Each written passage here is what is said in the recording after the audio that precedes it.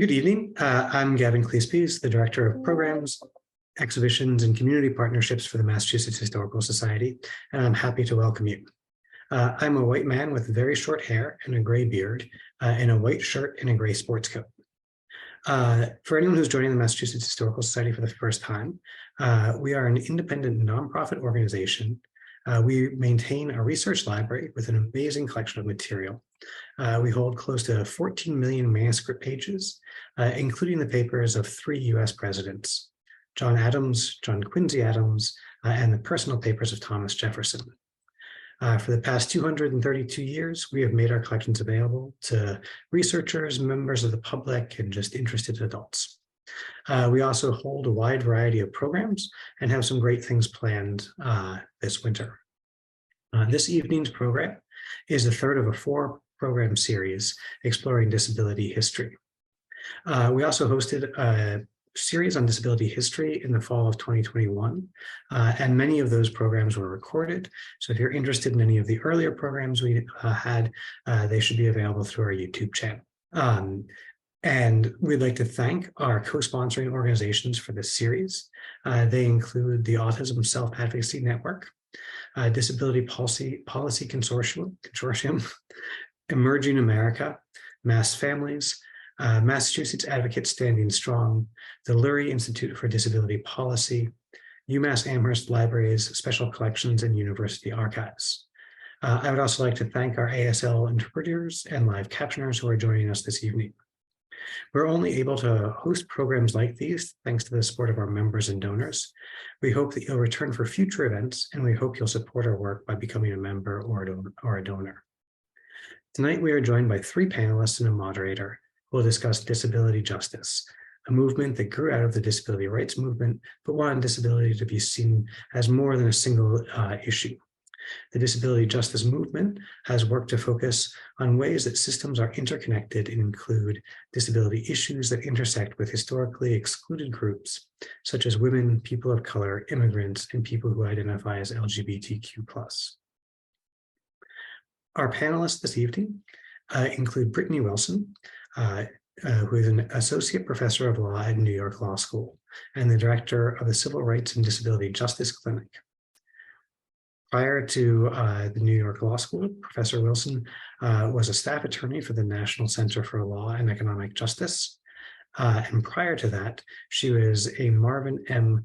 Kapartin Fellow at the Racial Justice Program at the American Civil Liberties Union. Born with cerebral palsy, Professor Wilson has written and spoken extensively about disability and the intersection of race and disability for various outlets, including The Nation, This American Life, NPR, PBS NewsHour, and the Huffington Post.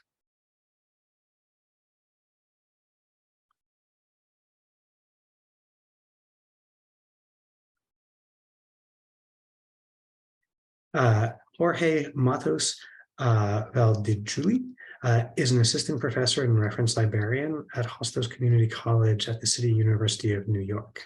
He specializes in reference services and provides support to the Accessibility Resource Center, serving disabled students on campus.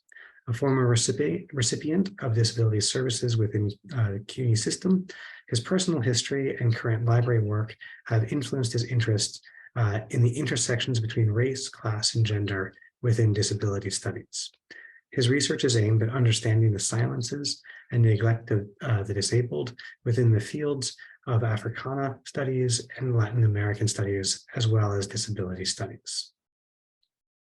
Ellice Patterson is the founder and executive and artistic director of Abilities Dance, a Boston-based dance company that welcomes artists across the nation with and without disability. Outside of self-produced Abilities Dance shows, her choreography has appeared in the MFA, Lynx Hall in Chicago, Kidney Dance in New York City, and more. She has lectured at workshops, schools, and universities and organizations across the country, and has worked with organizations to improve their intersectional access approaches.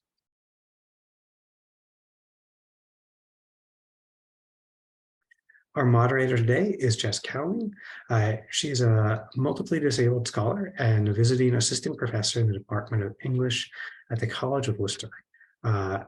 Their research is in the areas of 19th and 20th century literary studies, feminist disability studies, and settler colonialism. Jess served as the American Studies Association's Critical Disability Studies Caucus co-chair from 2017 to 2021. Her work is published in the Journal of Feminist Scholarship and Disability Studies Quarterly. So without further ado, I am happy to turn it over to Jess. Thank you so much, Gavin and Olivia, for all of your work in planning this panel. My name is Jess. I am a white person with short brown hair. I'm wearing round glasses. I have a navy blue sweater on with a little red shirt peeking out of it and a rose gold necklace. To get us started today, I wanted to kind of start with thinking about the difference between disability rights and disability justice. We're in a really interesting time where the phrase disability justice is coming up frequently, right? It's being used a lot to talk about programs. And I think sometimes it's helpful to clarify what the difference is between disability rights and disability justice, and perhaps how the two are connected. So I want to ask each of you, what do you want people to know about the difference between disability rights and disability justice, especially when we're thinking of an intersectional kind of disability justice that builds on the disability rights movement and people who were left out of the disability rights movement? Ellice, would you like to get us started?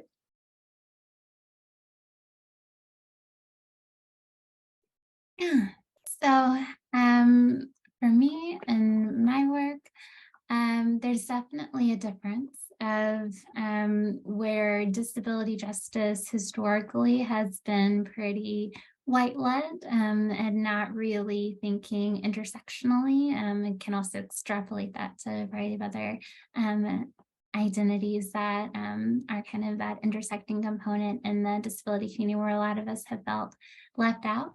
And so when we're thinking about disability rights and going a little bit deeper into more of those core elements of intersecting systems of oppression that can affect really all of us, but definitely some of us more than others, that term has been utilized more from, for instance, folks of color that are also disabled, queer and trans disabled folks, et cetera.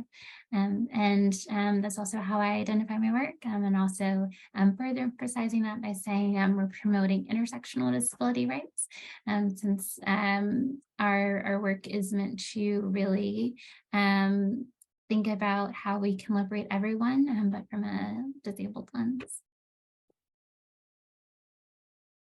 Thank you so much. I'm going to turn to Brittany.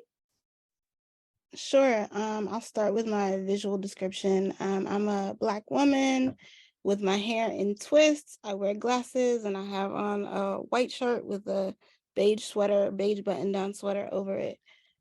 So in short, I'll say disability justice was created by and for disabled people of color and disabled people of multi-marginalized identities. Queer disabled people of color, poor disabled people of color, et cetera, et cetera. I think that I'm actually going to borrow from Leah Lakshmi's book, Care Work, if I can, and read a quick excerpt. They say, to me, disability justice means a political movement and many interlocking communities where disability is not defined in white terms or male terms or straight terms. Disability justice is to the disability rights movement what the environmental justice movement is to the mainstream environmental movement. Disability justice centers sick and disabled people of color, queer and trans disabled folks of color, and everyone who is marginalized in mainstream disability organizing. More than that, disability justice asserts that ableism helps make racism, Christian supremacy, sexism, and queer and transphobia possible, and that all those systems of oppression are locked up tight. And also, I think we forget that disability justice was created, it has principles. It's not just a term. There are 10 principles. Those principles were created by folks like Sins Invalid, Patty Berne, Leroy Moore, So it is a theory, it is a praxis, and it's not just a term that we use to mean diversified disability rights work. Thank you so much, Brittany. And Sins Invalid, that's spelled SINS-INVALID, and you can look up their performance artwork online, and they're one of the organizations that's cited most often, and the organization that has the 10 principles of disability justice that Brittany's referring to. So we'll go now to Jorge. What would you like to add to this conversation? Yes, thank you, Jessica. My self-description first. I'm a lighter skinned man, middle-aged man, I should say, with short hair and glasses. My pronouns are he and him. And I'm wearing also a red sweater with a light blue collar. This is but it's a broad question, to say the least, and I feel like I'm at a loss for words. What I will say is, at least looking at it from the perspective of doing historical research, is that disability justice is, especially in this particular moment in our field, but also within activism, is trying to emphasize, right, the importance of how disability has been produced, not only in American history, but in other histories as well, within different interlocking systems of oppression, be it race or gender, or class, or any other marginalized status, right? So I think that in terms of historically looking at disability justice, one has to have a much more holistic view of how these systems of oppression actually produce disability, but not only how they produce disability, but also how people have, in myriad forms, sort of articulated their status as being disabled, right? And what does that mean, and how they have lived with disability in myriad forms. It isn't just I don't want to just sort of articulate it as a suffering lot, right? It's a much more complicated identity, and I think that that's part of disability justice. But I will also add that disability justice, sometimes the way it gets framed, sometimes we forget that it goes beyond sort of national borders within the United States, right? That disability justice, disability is also produced by particular politics by the United States government or other governments, throughout the world, in ways that their particular policies of violence, empire, displacement, or marginalization also produce conditions of disability. Thank you so much. I think you've all given us a lot to think about, right, in terms of where disability justice emerged, how to think of it as something separate from disability rights, but also inherently connecting to it. And I want to add Ellice's visual description. Let me scroll up a little bit. Oh goodness, I just had it here. Sorry, 1 second. I can also just say really quickly. That works too. Yeah, apologies all. I'm a younger Black woman with straightened hair and a black and white checkered sweater, and also that multiply disabled and fresh off a flight, so extremely exhausted, and part of that is switching words. So if something I say feels a little bit, feel free to ask or question or be like, yeah, and then I can further clarify and correct, so that all on the same page, but just in the spirit of disability, giving the lovely disclaimer to keep on having a lovely conversation. Excellent. Thank you so much for that. So I wanted to turn to the next question now that we've sort of established a baseline for what you want people to know about disability rights and disability justice. How is disability justice praxis central to the work that you were each doing in really varied contexts? We could start with Brittany. Sure. I mean, I think I have somewhat of a complicated answer to this question because by profession and by trade, I'm an attorney. I'm a clinical law professor. Clinics are many law offices inside of law schools where law students get to practice their skills by working on cases. So I, on my day-to-day, I litigate cases. And so I'm a civil rights attorney. I don't just do cases on behalf of people with disabilities, but a lot of the cases I do are on behalf of people with disabilities. So I say that to say, by definition, I do disability rights work. And by that, I mean using the law as a tool to advocate for the rights of people with disabilities. And I think disability justice advocates often stress the limitations of that, right? That rights-based advocacy is inherently limited because it doesn't get us free. That it's inherently working within systems that oppress marginalized groups and communities, including people with disabilities. I think disability justice advocates in general acknowledge the importance of legal work and disability rights work for obtaining certain things, but also recognize that the ability to take advantage of the laws is something that people of multi-marginalized backgrounds don't always have. And that the law itself is oppressive and maintains oppressive systems. So I say all of that to say, how do you do that work while still saying that you do the work that you do is disability justice? I think the reason that I named my clinic, put disability justice in the name, even acknowledging that I do rights-based civil rights work, is because I wanted to signify to the outside world that I wanted to do work on behalf of and with disabled people of color. And so I see that framing and that terminology as part of that. And also I try to illustrate through my work how disability is an issue that cuts across all aspects of social justice. So whether we're doing environmental justice work, which we do some of in the clinic, whether we're doing prisoners' rights work, whatever the work is, how it affects disability and how disability is central to our thinking around that work. And I think that's how I try to practice disability justice in my work, even while acknowledging that I'm situated in a rights-based law legal framework. Yeah, thank you so much for that. If you don't mind, I have a follow-up question.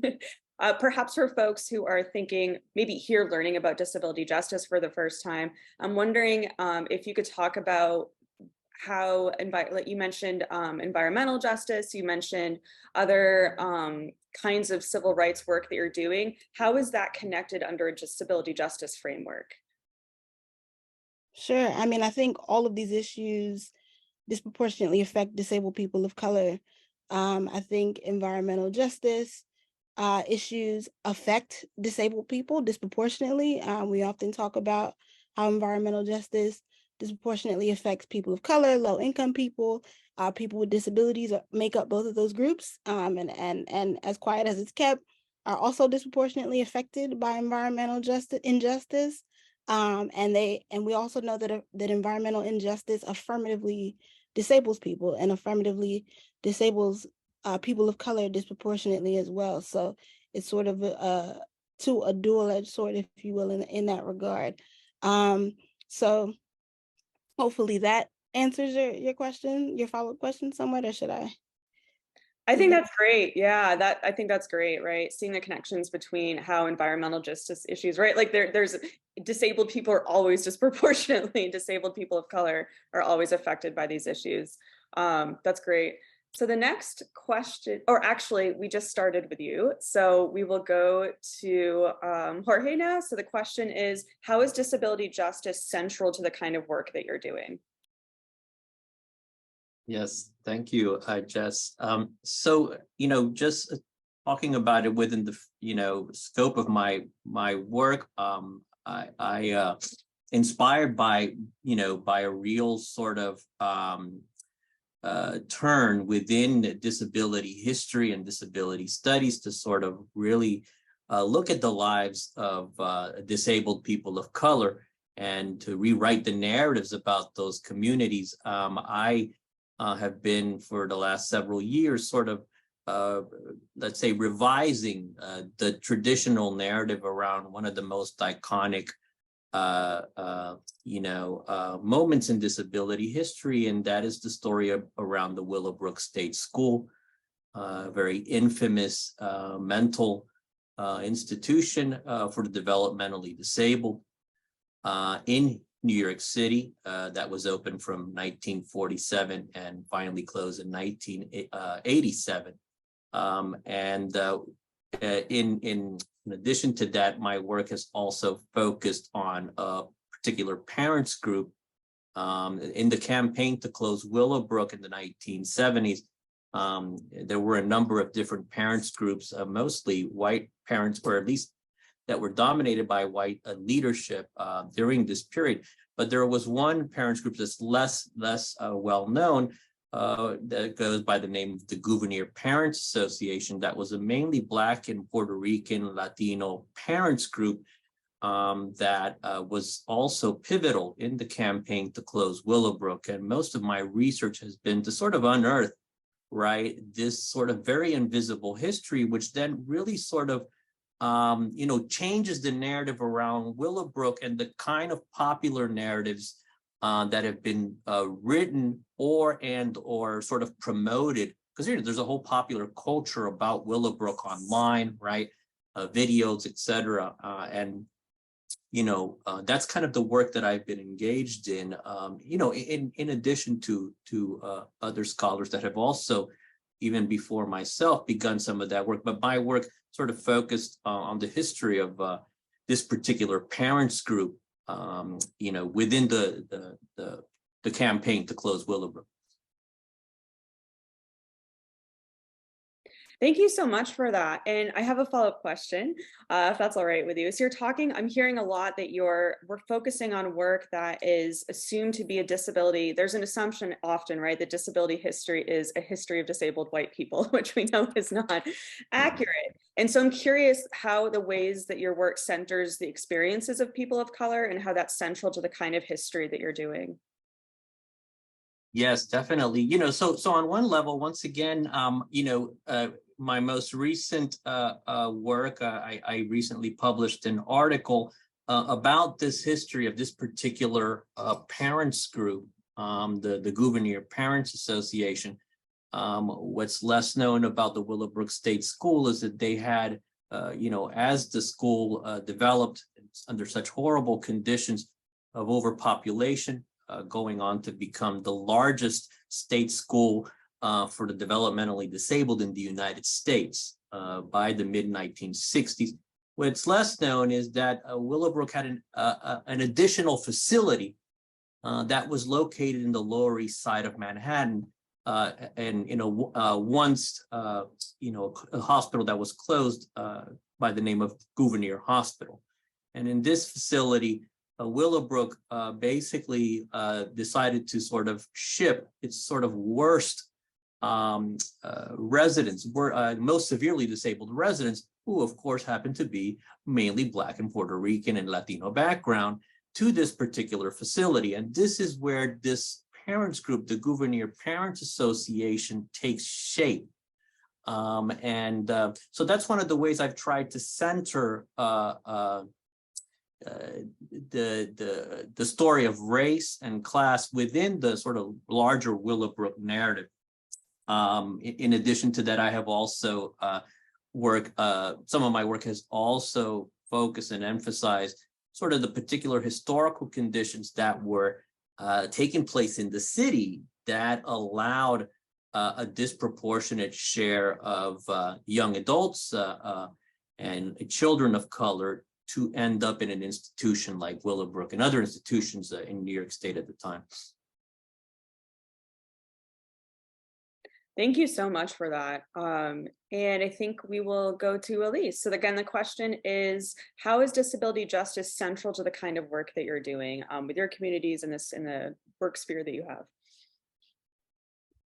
Yeah, it's definitely core belief. It was one of the founding principles of the entity, of coming from a personal place of not being able to work in the Boston area as a professional dancer, and then creating that space for myself, but also realizing that in addition to that, not seeing the types of cultural stories and conversations and just identities on stage that I was having in my day-to-day, and the types of things that I wanted to say on stage. And so having those conversations on stage, in addition to going a little bit further and realizing that I don't have the privilege to just create art for art's sake. And so what is the overall messages, and how are we using that towards advocacy? One example is an upcoming show we have in April called Intersections, that's honoring past and present BIPOC and disabled activists and artists that have made impact in different ways, and also using their life stories and connecting that to bills that are currently on the state floor. And so there's that connection of using the arts and culture to shift mindsets and eventually legislation. So a more thinking of dance as a tool as opposed to just dance for dancing, if that makes sense. Yeah, and I have a couple of questions I'm so interested in asking you. You just mentioned a lot of the work that you're doing is also, well, it sounds like advocacy on one part, and you're also doing a lot to get people to think about dance as a tool for education. Could you say a little bit more about that? What are some examples of the kind of work that you've done? And perhaps what are some challenges that come up in that process of encouraging people to think about dance as a tool for education? Yeah, so there's definitely been education in various ways, both in kind of how we even just present the show and have all of these access features embedded into the work without having to request them. They should just be there. And so showing audiences that might not have experienced different forms of access like this before, like audio descriptions embedded into the music for everyone to hear, or cards that's just projected. And all of these different elements to educate folks on what, if they're artists, what their shows could be like in different ways, to so that we're kind of sprinkling access throughout our community, in addition to the more direct educational components of just learning through life stories, through the themes of the different shows that we tell, through adapting classical ballets and making it centering especially BIPOC and disabled voices within the narrative and as leads, and to be able to show what that looks like when we're able to take control of our own stories and narratives. So there's definitely different levels of education happening in different ways, and there's definitely been resistance to that, unfortunately. But it's some folks eventually understand with time, and also with seeing that they're represented in that as well, even if they don't necessarily identify. And yeah, being able to continue using that work to hopefully shift more mindsets so that there's greater equity spreading throughout the community and communities. Thank you so much. I wanted something that you mentioned, Jorge, in discussion about your research. You mentioned that there were a number of social conditions that sort of gave rise to Black and Brown people being incarcerated in Willowbrook specifically. Could you say more about that? Yes, definitely. So one of the most apparent and obvious things, which is one of the things that I wanted to sort of revise within the Willowbrook narrative is that Willowbrook opens in 1947 and basically is the most important state school in the post-war era in the United States. But it completely misses the fact, unfortunately, that New York is, as many urban centers are changing throughout the country in the post-war era. There's a massive migration of African Americans to the north and to the Midwest and out west. New York City also becomes the site for one of its largest migrations of colonial populations from its one of the American colonies in the Caribbean. Puerto Rico became an American colony in 1898. So there's a massive reconfiguration, a racial reconfiguration of the city at the same time that Willowbrook was developing.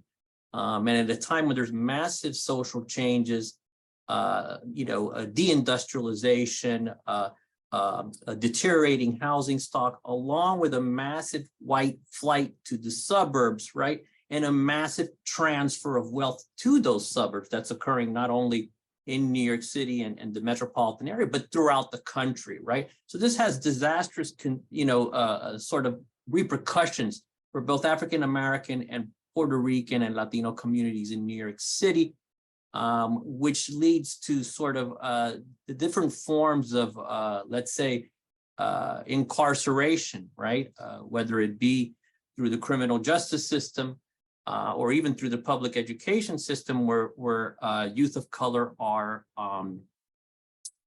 being displaced onto particular schools that see them as maladjusted youth. They're forms of disciplinary control. These schools are basically where they were called the 600 schools. And I'm using the work of a colleague of mine, Francine Almesh, who's at the Graduate Center. And the 600 schools were the precursor to what we know in New York City as District 75, which is the schools which provide special education for students. But before that, they were known as the 600 schools in the 1950s and 60s. And there were thousands of African-American and Puerto Rican youth that were placed in those schools for being maladjusted, emotionally maladjusted youth. And that ran the gamut of different sort of behaviors or conditions that they were labeled with. And that also led to, sort of the use of testing and intellectual IQ testing that was very prevalent during the time. And within the criminal justice system, if Black or brown youth were in some way mixed up within the system and somehow then had also and accompanied lower IQ scores from the public education system, they could very well end up, and many times did end up, within Willowbrook and other similar institutions, right? For many families, it was even an alternative to going to prison, right? Or to going into the juvenile correctional system.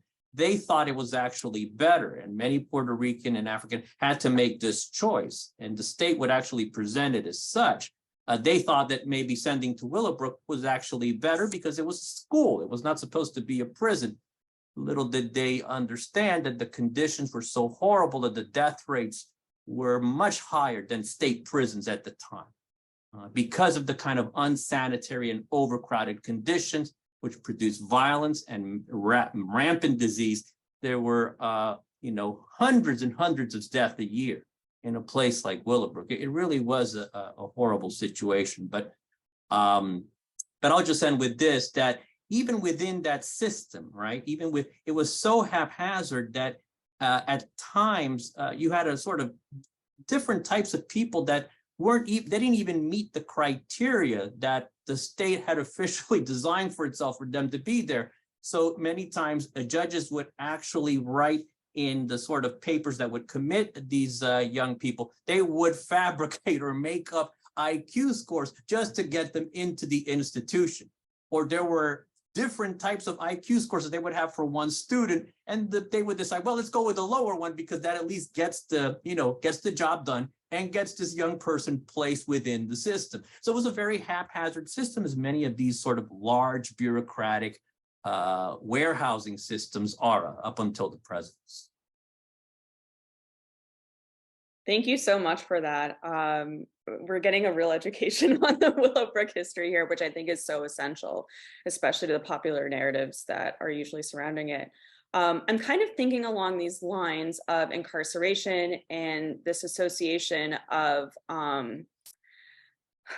criminality, right, with a certain kind of racial and ethnic, this like conflating the two, right? I'm wondering if that's something that you see come across in your practice, Brittany, in the Disability Justice Law Center. It also seems to be such a unique, and is it the first of its kind, Disability Justice Law Center? I'm also curious what are some big accomplishments are in that space, and what are some projects that you've been really excited to work with or work on, issues to work on? Sure. So no, my clinic isn't the first, I'll say, disability related legal clinic at all. There are many, quite a few law schools that have disability related clinics. I don't know, they may not have disability justice in the name, but I think that many of them hope to and are committed to advocating on behalf of disabled people of color.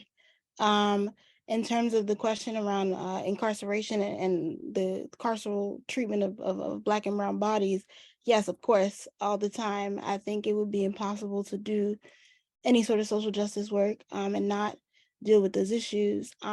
We have developing litigation on behalf of prisoners with disabilities that I can't be more specific about than that, unfortunately, but I think that we know the history of the development of carceral systems. You know, a lot of them started off as hospitals, literally, quite literally, as places to house the people that society didn't think were fit enough or productive enough to produce in the capitalist economy.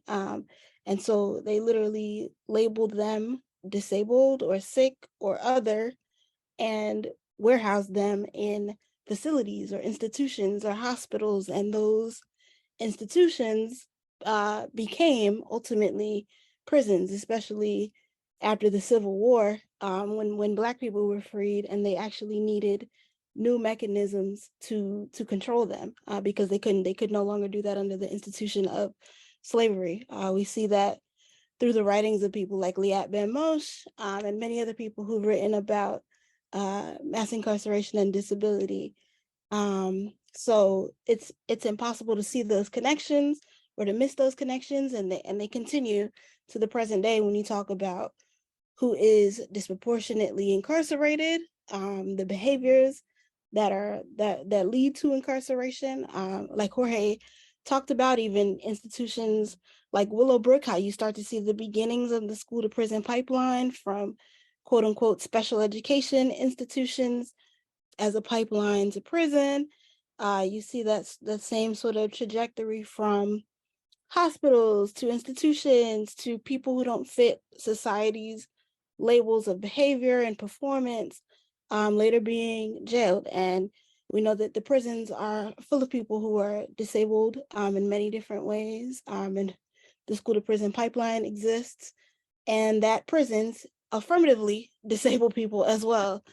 People who may not identify as disabled going into prison often become disabled because of the conditions in prison. So those connections are impossible to miss.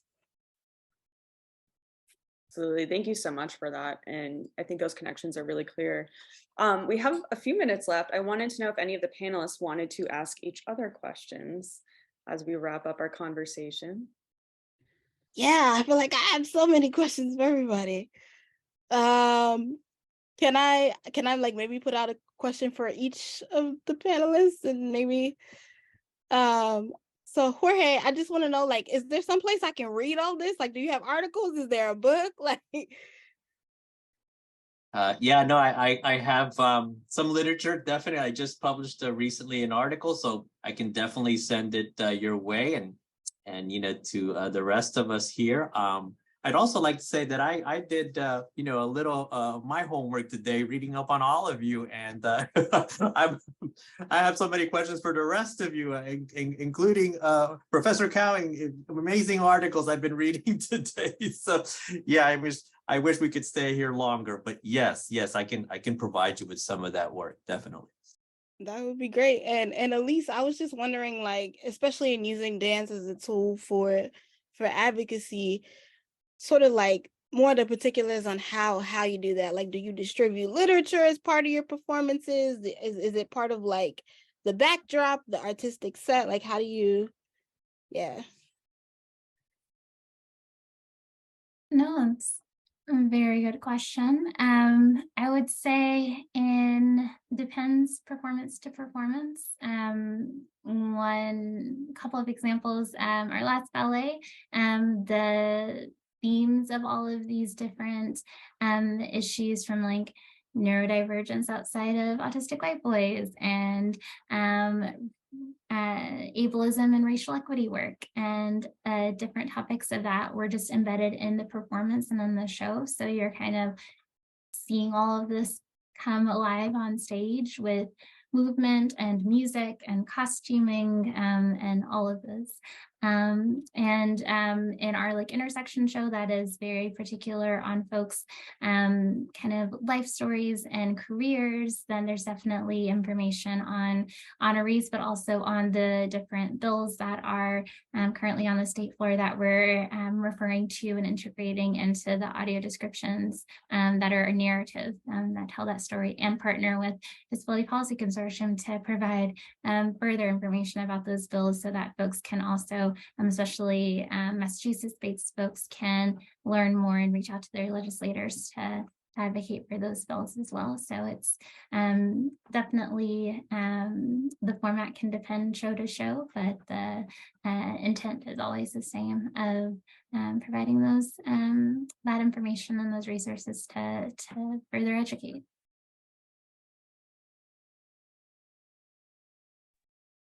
If I can ask Ellice a question, in reading some things online about you, what really moved me was the persistence you had of being in different dance spaces and insisting that you were going to be there and be accepted, despite the sort of ways that people tried to sort of exclude you. What is your place within that? I mean, I'm assuming that the dance community within Boston is small. I mean, what is your place and your company's place? How has it shifted? What is the reception now? Yeah, I think that some have definitely understood more of just because you're accepting diverse folks, not just disabled folks, but a variety of diverse folks who are in our company outside of the disabled community as well, that's still professional, and have thought of other ways that they can include other diverse artists in their space, disabled and also non-disabled and diverse in other ways.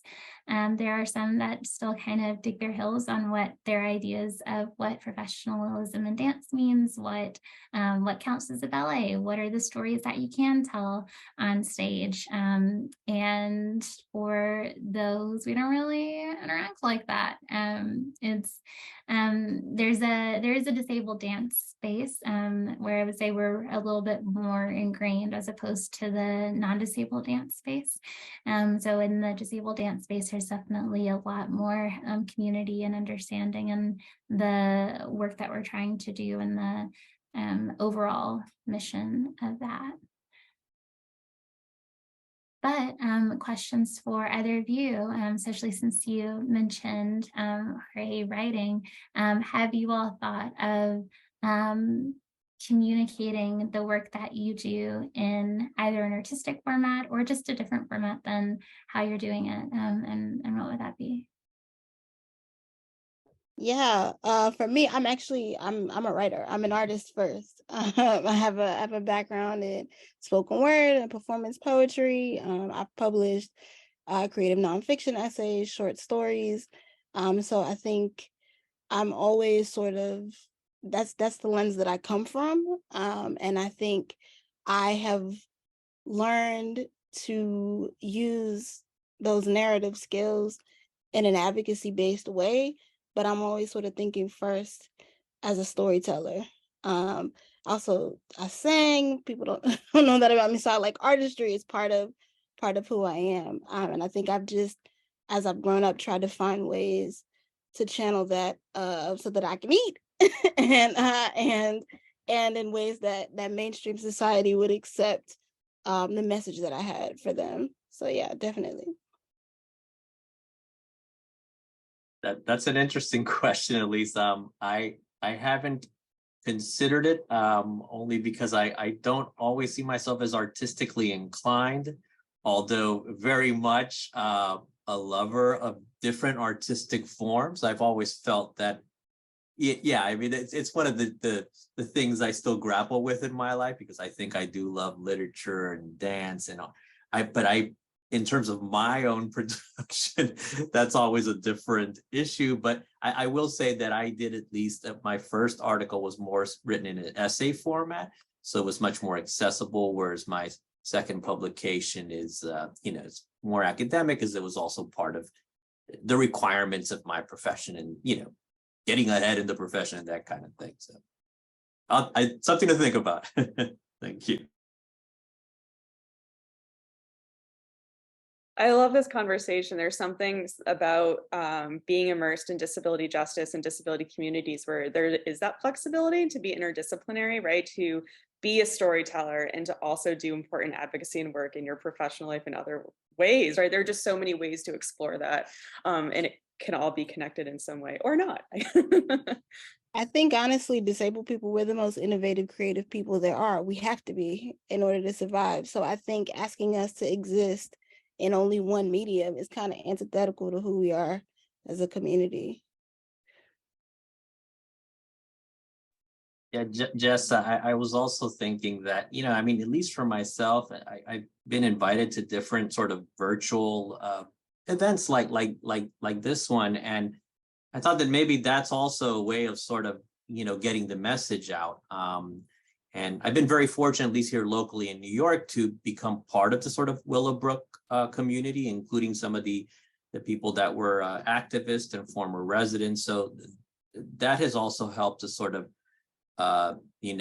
spread the word about the story and rethinking Willowbrook. And for the most part, I think it's, I've had a positive reception. I mean, you can feel the tension. That's a whole other conversation, but yeah, I think there's a shifting, definitely, because of everything that is going on within the disability spaces and movements, right? That has definitely been that has influenced some of, let's say, the reception of, let's say, my work as well as other work on Willowbrook.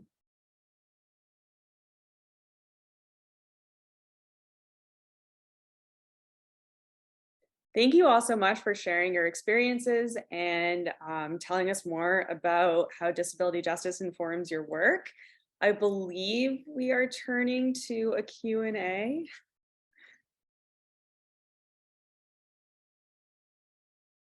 Sure. So I can read out some of the questions that have been typed in. An anonymous attendee wrote, this is actually not really a question, more of a statement, but he said, or he or she said, I would argue disability rights has been really white dominant, but disability justice was mostly created by Black and brown disabled people. So it's not much of a question, but Mark wrote, I'm a white trans disabled activist on my campus at UMass Amherst. What would you like me to know or practice to implement disability justice into my work?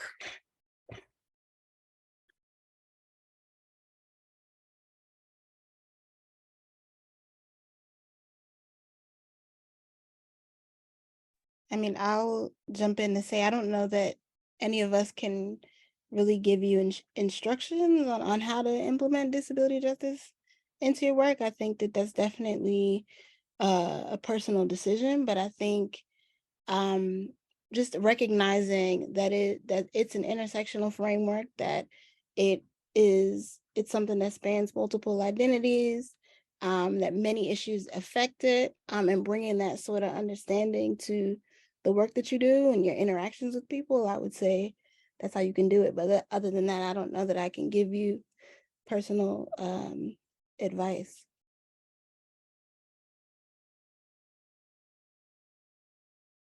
I'll jump in here. I think that I mean, I know that this kind of question that we get, and not just like the question we just heard. I will say, at least from my own personal, for someone who sort of, came to disability later in life, although I had my own disability since childhood, I was somebody who definitely very much internalized sort of an ableist way of even looking at myself, even when I considered myself a so-called progressive person in my early adulthood. And I think that, what I have learned throughout this experience is that not only reading and attending events like that, that's one way that one can educate oneself, but to really listen and be in the kind of sensitivity that one has about one's identity, right? One's identity that one feels is, let's say, an oppressed or marginalized identity. Just because one has that doesn't mean that we always have that same sensitivity or sensibility with other communities, right? And I think that that's part of the process of educating ourselves by being exposed to some of those communities and actually listening, and being humble, and that, you're constantly learning. I feel that at this stage in my life, and, that I've been involved in this disability spaces, it has been a real education. And it sort of really broke down whatever different arrogances one has, being hetero, male, et cetera, right? Even though I'm from a Latino community, let's say I may come from more privileged sectors within the community. So it's always been I've always understood myself as, right? One has enough issues one has to really deal with and work on. And I think that that's part of the process.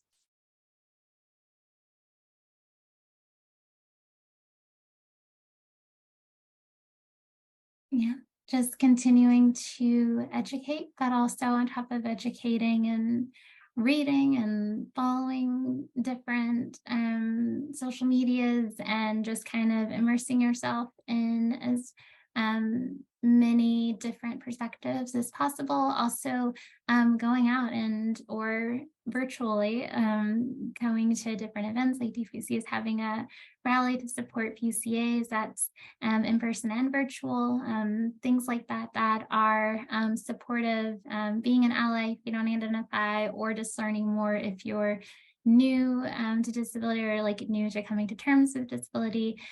Those types of things I found have been really profound in my understanding of myself and how I want to push the work forward.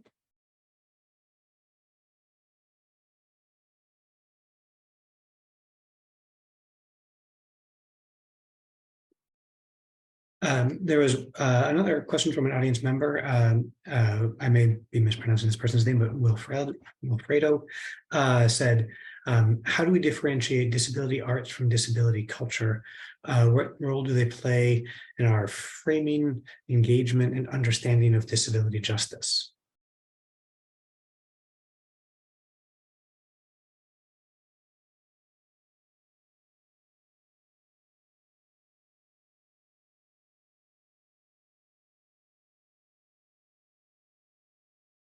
Well, that's a big question. I would say that if I just had to think about it in my very low spooned day, art's coming from more of like seeing a performance that is kind of centering that narrative, versus culture of just being in community with one another while someone's in the hospital, and we're all just kind of rallying together to do mutual aid to make sure they're okay, and to share resources. And I feel like culture is more off the stage, whereas arts is on the stage or in the gallery or wherever that is.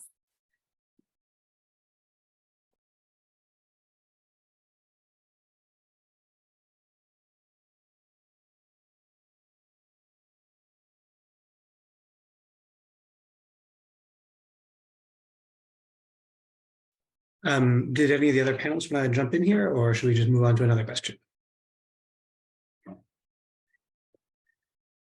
Amelia asked, in what ways can students and youth get more involved in disability justice beyond creating clubs?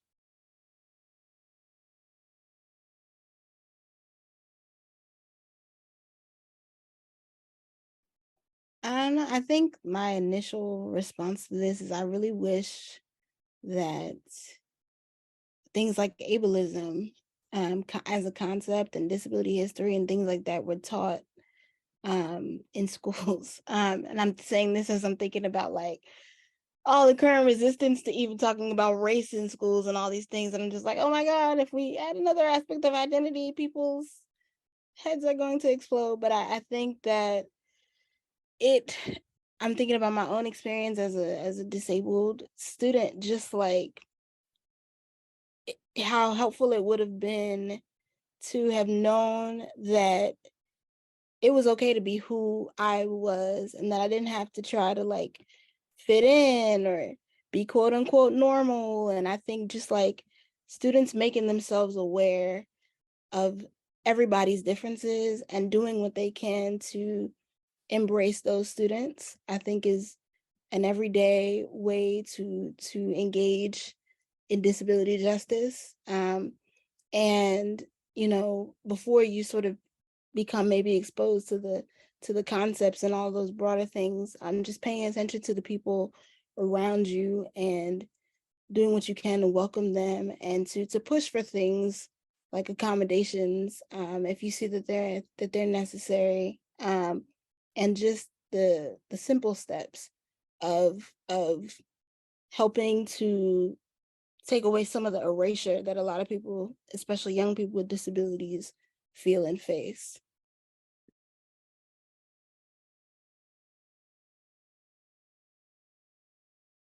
Yeah, this is Jess. Just to add to what Brittany is saying, I would also add that I think a big part of disability justice is sort of resisting the ableist assumption that you have to be constantly doing yourself, like doing way more than what you are capable of, and like overexerting yourself and burning out. That it can be a kind of activism that doesn't have to be like a capital A activism. And like exactly as Brittany's saying, right? Sometimes that just means like inviting a left out disabled kid to your group at lunch, right? Like it really can be those small things. It doesn't have to be big or on the news or even on social media. Like I think just being aware, trying to welcome people in where you can, and just doing little things to help people. That is also disability justice, right? You're not failing as an activist if you aren't constantly posting on social media. So I think just embracing those little things too, like you're doing it, that's a part of it.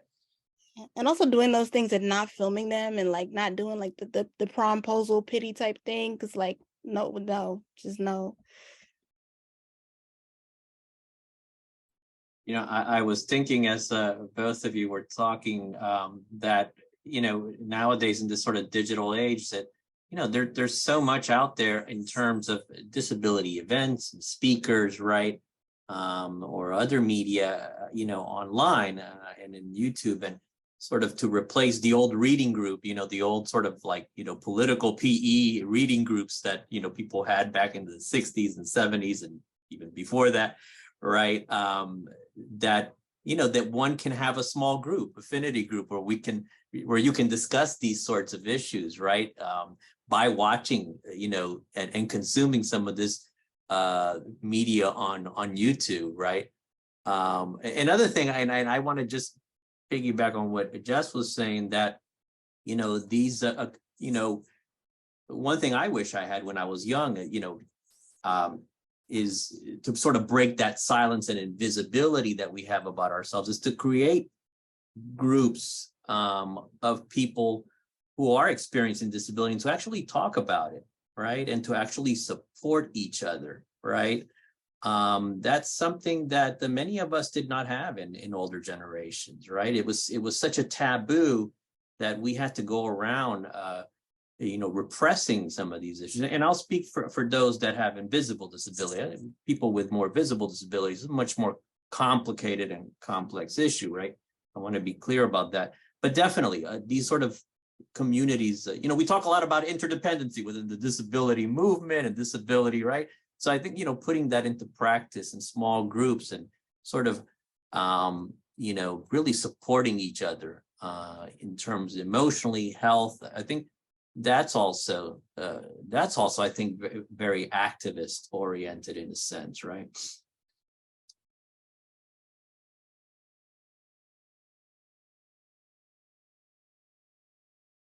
Well, on that note, we've made it to exactly 7 o'clock. So I'd like to thank all of you for all the panelists and Jess as a fabulous moderator.